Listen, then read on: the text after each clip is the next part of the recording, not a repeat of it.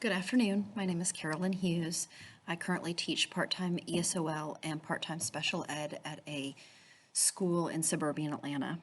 I'm going to talk to you today a little bit about what I'm going to do for my blended learning class. Since I teach elementary school, I'm planning on doing an elementary school fourth grade geometry unit. Most of my students are ESOL students, so on assignment 2, I've chosen to do the annotated video as well as the smartphone apps. Several of my students do not have computers at home. They don't have internet. They use their parent's smartphone.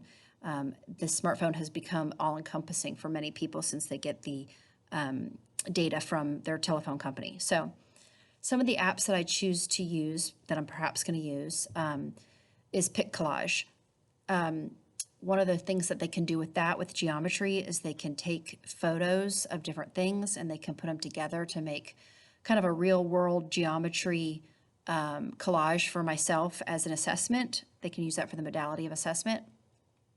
Also, I looked at Merrill's First Principles of Instruction as my learning theory, and a lot of that was real life, how that can apply to real life things. And so using the smartphone to take pictures and then analyze the different angles or the lines would be a wonderful way for them to show me what they know and to use as an assessment.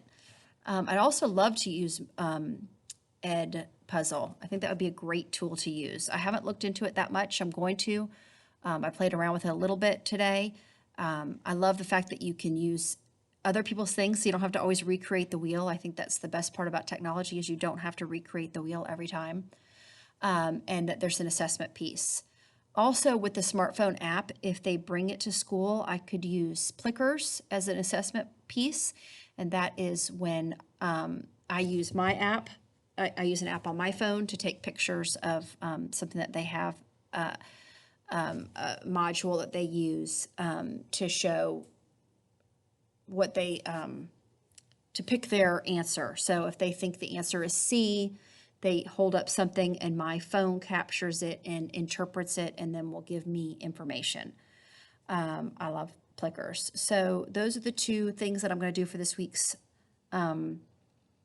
assignment. I'm going to use the annotated video and I'm going to use the smartphone apps. Thank you so much for listening. Have a great afternoon.